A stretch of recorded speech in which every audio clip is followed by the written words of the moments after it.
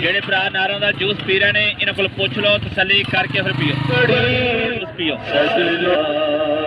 ਸਾਲ ਤੋਂ ਬਾਅਦ ਭਰਾਵਾਂ ਦੇ ਨਾਲ ਮੁਲਾਕਾਤਾਂ ਹੋਣਗੀਆਂ। ਮੇਲੇ ਜੱਗ ਜਿਉਂਦਿਆਂ ਦੇ। ਠੰਡਾ ਠਾਰ ਪੀਓ, ਤਿਲ ਬਹਾਰ ਪੀਓ, ਕਾਬਲ ਕੇ ਕੰਧਾਰੀ ਨਾਰ ਦਾ ਜੂਸ ਪੀਓ। रंग नारा दे लाल हो गए, पीतियां चेहरे भी लाल हो गए। शॉर्ट वीडियो बनाई इस चैनल रस नार दा वाजा पिया मारदा, ठंडा ठार पियो, दिल बहार पियो।